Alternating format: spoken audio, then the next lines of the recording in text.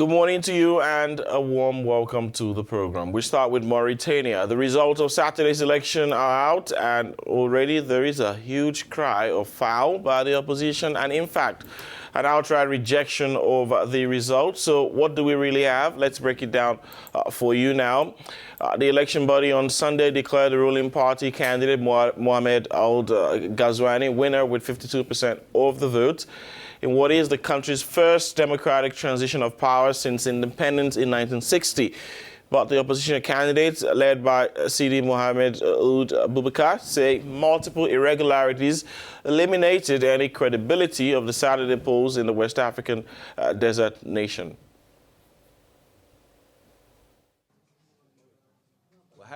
Barely published, already disputed, the opposition rejected the results of Saturday's presidential election in Mauritania. The figures published by the Independent National Electoral Commission show Mohamed Ould Ghazouani, the ruling party's candidate, with 52% of the vote. His opponents are pointing at electoral rigging. Yesterday, in the early afternoon, we saw measures to install a post-electoral crisis, measures to confiscate the victory and hope of the Mauritanian people.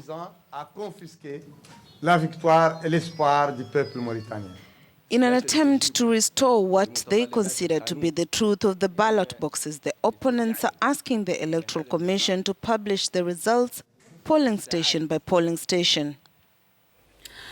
The former chief of staff of the armies in Mauritania thus succeeds General Mohamed Ould Abdelaziz, the candidate of power in an election strongly criticized by the opposition.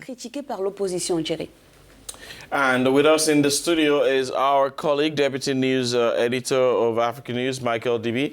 Michael, thank you very much for joining us this morning. We're talking about Mauritania, obviously, and it is the country's first democratic transition of power since independence in 1960.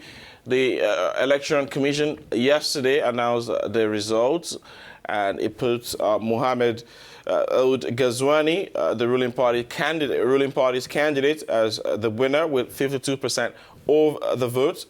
Now, you know, obviously, the opposition candidates have rejected the result. They're crying foul. What do you make of this result, first off, Michael? Well, thank you for the questions, Jerry. Well, but if you also notice the figures published by the Independent National Electoral Commission that Senate shows that Mohamed Ghazouani, the ruling party's candidate, with 52% of the vote. However, his opponent has pointed out of electoral rigging. Now, Ould Ghazouani also on Saturday night declared himself the winner of the country's general elections in the first round, while results are still being compiled, as you know, where Ghazouani made a statement down in front of the crowd of his supporters after the election vigil in presence of the outgoing president, Mohamed Abdelaziz, according to local media present. Now, but according to the source at the National Independent Electoral Commission, Ghazouani received about 50.56% of the vote on the 80% of the ballot counted, ahead of the opponent with just 18% respectively. Michael DB, dites-nous, l'opposition l'a dit. So, Michael, tell us, the opposition is calling foul. Why do you think that is? Well, from what we see, after Ghazouani was declared the winner, opposition parties were quick to call it a fraud and a coup d'etat, requesting a recount of the vote.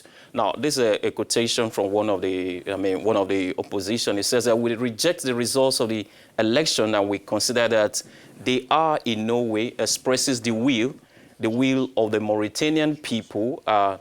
Anti-slavery campaigner Baramda Abdel said, promising that the opposition would use every legal means to challenge them. Now, if you recall very well, the transitional government of 2005 and 2017, had reported worrying signs, citing in particular the absence of international observers at the just concluded election, and unbalanced composition of the Senate, that's the Electoral Commission, and the electoral body in favor of the government, according to opposition. And also as opposition refuses to accept Ghazouani's win, both in the capital city and also in the northwestern part of the city of the country. However, they've gone to the street protesting, and according to security sources, police dispersed demonstrators with tear gas and batons, while other sources close to the opposition have also reported injuries. Let's talk about the issues that will be confronting the president-elect. You know,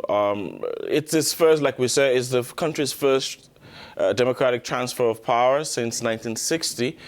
And should this result stand, I mean, he's been declared winner, the ruling party's candidate.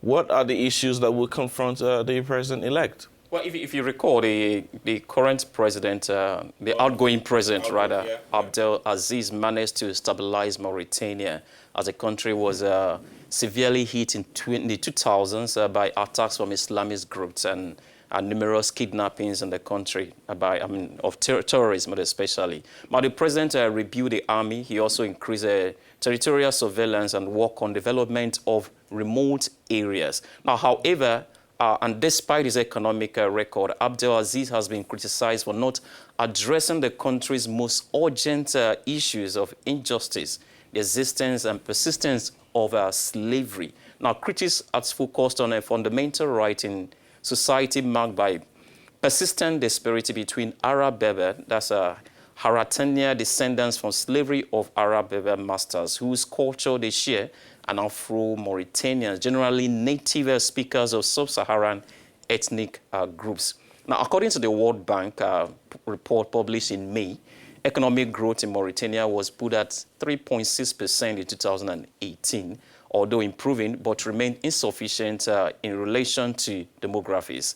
Now, meanwhile, the United Nations, that's UN Secretary General Antonio Guterres, has congratulated Mauritanians for their peaceful holding of this year's presidential election, however, while urging all candidates to be patient and let the electoral body conduct the electoral processes. Maybe it would appear this is exactly what has to play out, but Michael, this is where we'll have to leave it at. We'll keep paying attention to the developments in the West African, in the small West African nation. Thank you very much for your insights, Michael. Thank you very much. You're welcome. Merci à vous, Michael Dibier. Thank you, Michael Dibier. And now we get to more stories making headlines on the continent.